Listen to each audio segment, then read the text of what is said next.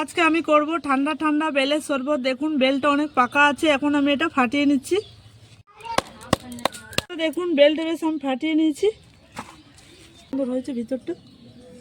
বাটিটার মধ্যে নিয়ে নিচ্ছি।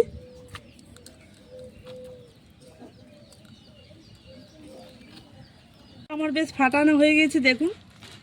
এবার আমি এর মধ্যে জল দিয়ে দিচ্ছি, ঠান্ডা জল।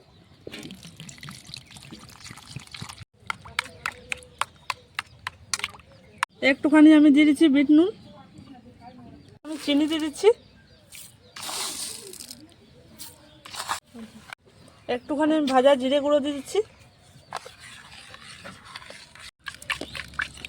বেশ ভালোভাবে আমার গুলানো হয়ে গেছে, এবার আমি ছেঁকে নেব। বন্ধুরা আমাদের বেলের শরবত হয়ে গেছে, আমি বীজগুলাকেও ছেঁকে নিয়েছি। এবার আমি গ্লাসের মধ্যে ঢেলে নিচ্ছি।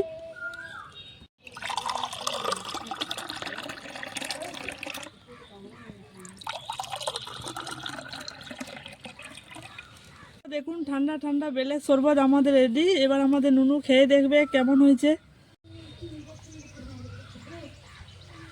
দারুণ লাগছে।